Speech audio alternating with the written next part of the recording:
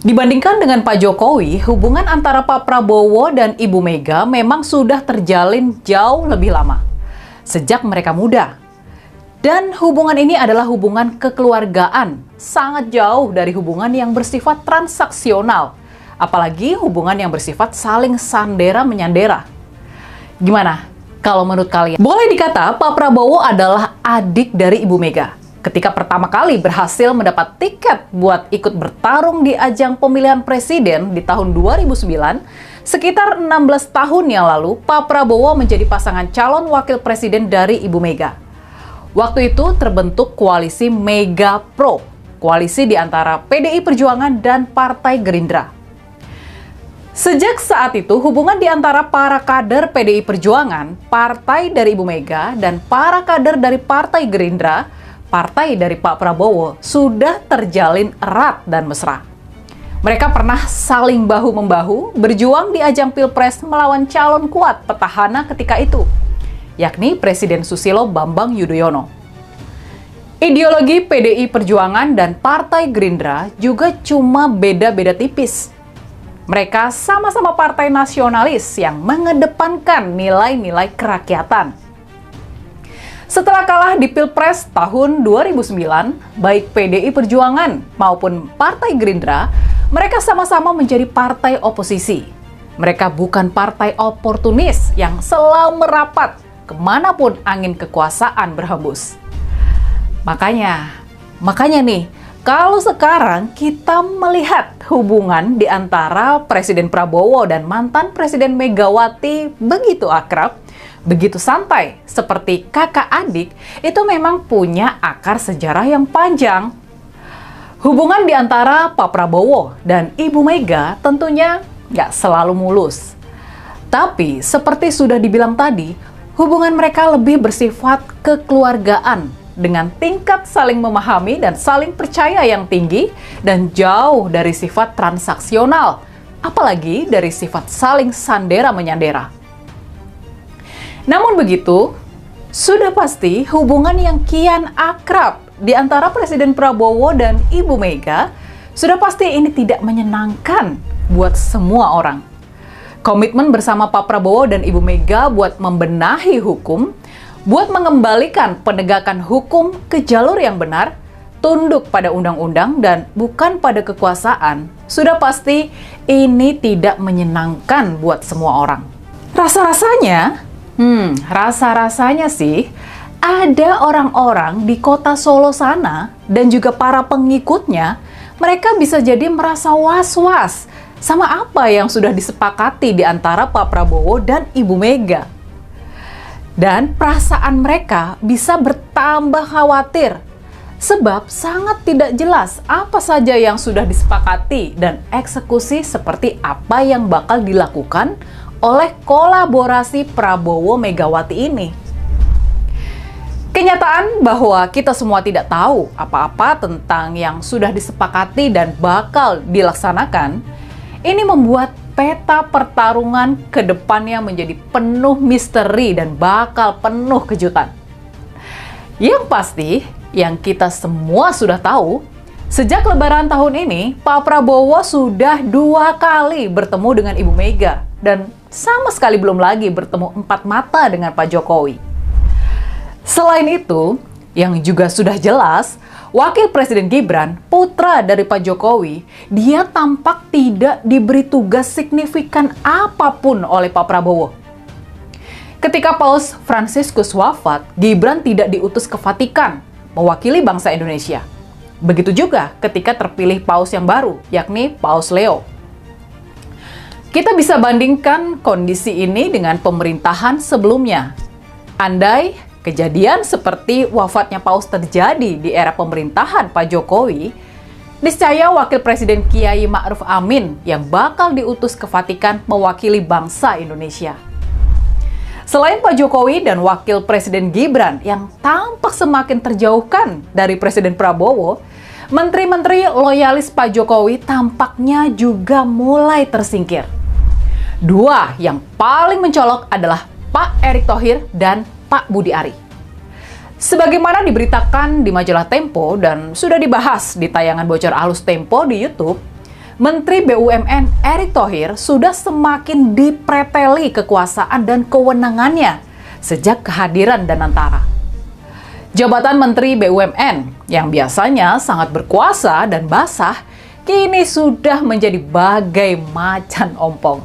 Sementara itu, Menteri Koperasi Budi Ari sekarang ini malah disibukkan kasus suap situs-situs judi online yang menyeret namanya.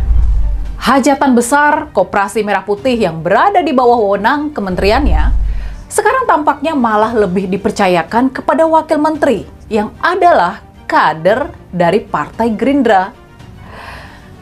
Sesungguhnya, rasa-rasanya banyak di antara kita yang sudah tahu kalau kejadian seperti sekarang ini, kejadian merenggangnya hubungan di antara Pak Prabowo dan Pak Jokowi, hal ini sudah diketahui bakal terjadi sejak Pak Prabowo diambil sumpah sebagai presiden.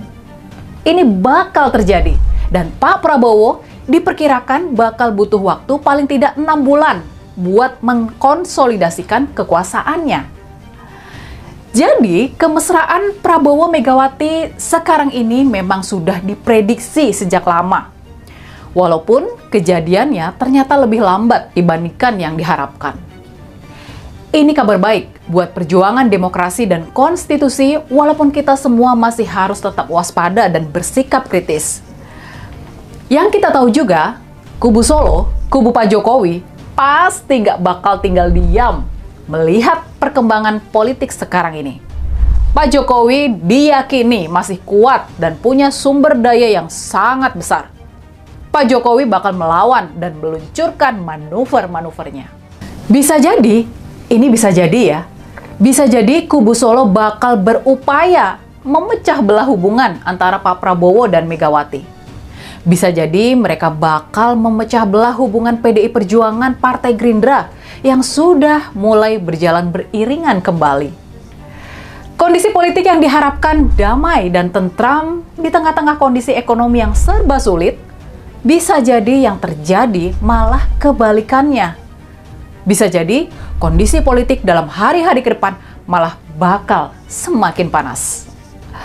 Kubu Solo yang tertekan oleh dua isu sekaligus, oleh dua serangan sekaligus, oleh serangan dari dua arah sekaligus, yakni soal ijazah UGM dari Pak Jokowi dan tuntutan pemakzulan Gibran, bisa jadi kubu Solo akan mulai melancarkan perlawanan yang lebih keras dan terang-terangan juga.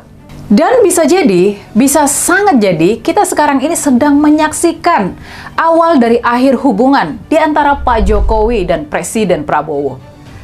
Ini akhir dari hubungan yang bersifat transaksional dan boleh jadi. Halo teman-teman, kembali bersama saya di channel ini. Salam inspirasi, salam NKRI harga mati. Bersama saya di channel Indonesia 2045 yang membahas seputar politik, pendidikan, dan juga budaya. Ya, menarik ya pembahasan dari Saudari Rini Budoyo, kedekatan Presiden Prabowo Subianto dengan Bu Megawati, Pak Jokowi, dan mungkin Pak SBY sekalipun, ya dengan mantan-mantan presiden lah lebih tepatnya seperti itu. Tapi kerap kita melihat keakraban Pak Prabowo dengan Bu Mega itu sangat akrab sekali kelihatannya ya. Dan memang secara sadar kita juga tahu bahwa beliau-beliau ini kan punya hubungan baik ya, sahabat dekat juga, dan bahkan mungkin saja Pak Prabowo lebih pertama sekali bertemu dengan Megawati ketimbang Pak Jokowi, kan begitu, dalam dunia politik atau bukan di dalam kehidupan lah gitu ya. Dan kemudian tampaknya juga Pak Prabowo lebih percaya kepada Bu Mega daripada Pak Jokowi. Nah, ya meskipun Pak Prabowo bilang ya Jokowi adalah gurunya ya, guru belajar ya, belajar dari Pak Jokowi. Artinya kan belajar kan artinya guru lah gitu ya. Tapi di sini saya nggak terlalu jauh banyak lebar ke sana, tapi saya coba ulas bagaimana pendapat dan penyampaian teman-teman kita saja di video ini ya. Omong kosong, Prabowo lebih dekat dengan Megawati daripada Pak Jokowi. Selagi Gibran dengan Menteri Jokowi masih dipelihara, rakyat Indonesia gak akan percaya ya. Bu Mega berjasa memulangkan Wowo pulang dari Yordania. Sempat jadi cawapres Mega saat Pilpres langsung pertama kali, Mega tak bermain dengan kerahkan aparat dan uang. Padahal menjabat presiden waktu itu saya tak bela Mega, tapi lihat kelakuan Jokowi hancurkan negeri. Pastilah Ibu Mega bermartabat, sedangkan si Mulyono gorong-gorong manusia tak berharap, manusia tak berharga dan penipu ulung. Si penipu tak layak hidup. Gantung saja Mulyono, Iriana serta Gibran, Kaisang dan si Bobi. Kenapa menjalar kemana-mana ya? Maka koalisi Prabowo dan Megawati akan mengguncangkan alam dunia dan akhirat, yang pada akhirnya kedua tokoh bangsa ini akan memutuskan langkah terbaik bagi bangsa Indonesia, yaitu mengundurkan diri Prabowo anak Mulyono, yaitu pengunduran diri ya Prabowo anak Mulyono, lalu digantikan dengan Ganjar Pranowo, Rizik Syihab sebagai presiden dan presiden baru tanpa melalui proses pemilu. Subhanallah, ini ngaco juga nih komentarnya itu. Kok bisa gitu? Pak Prabowo Gibran turun yang ganti Ganjar sama Rizik Syihab. Ngaco komentarnya ya. Tapi itu sih pendapat beliau sih ya.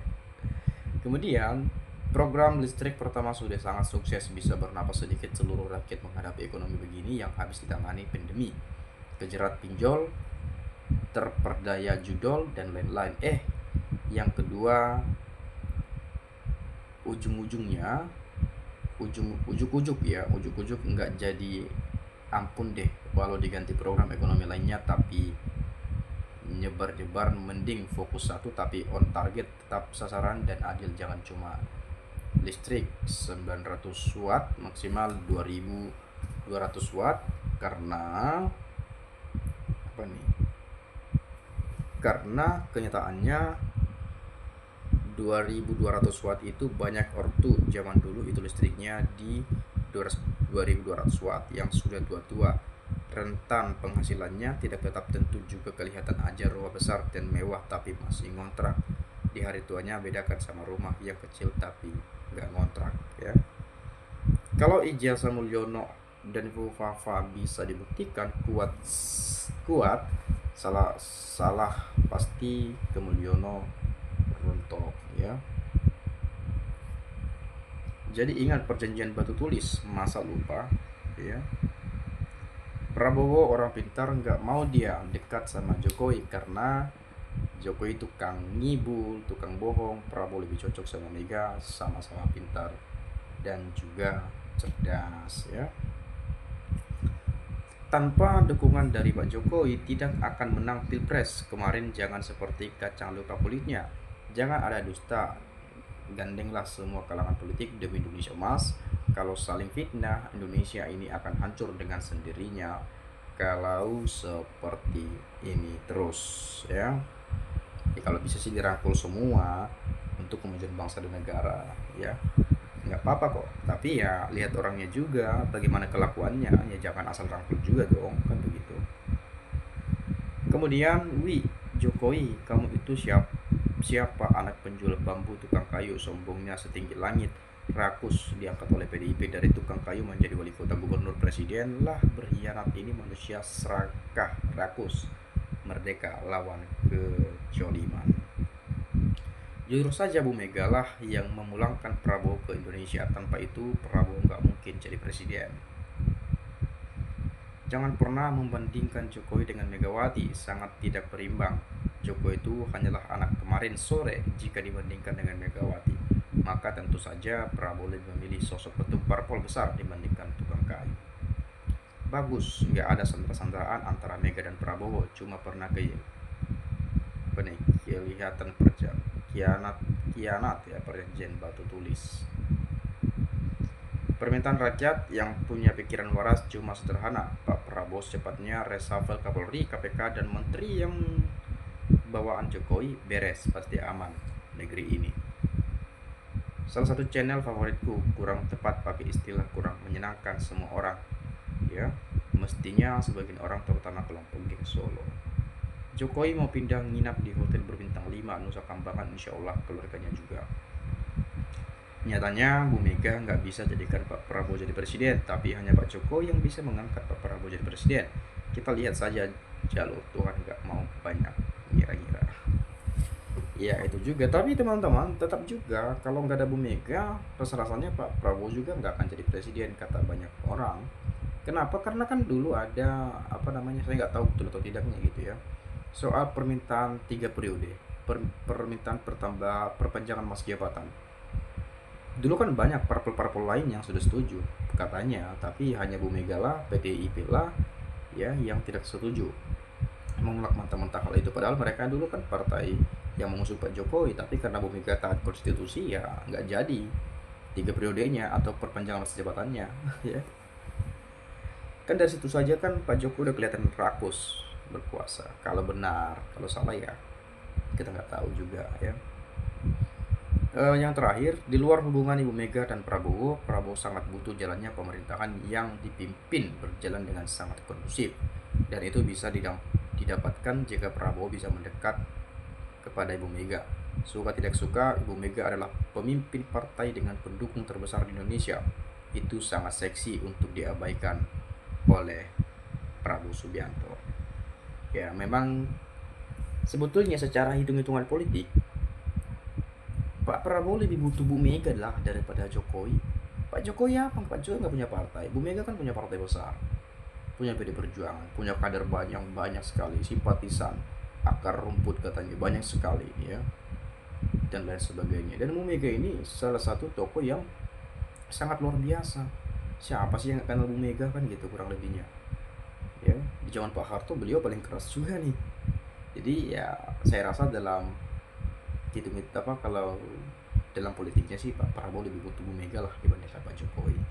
Mungkin itu saja lah dari saya. Kalau teman-teman punya pendapat lain boleh juga silakan sampaikan di video ini. Terima kasih, salam dan sampai jumpa.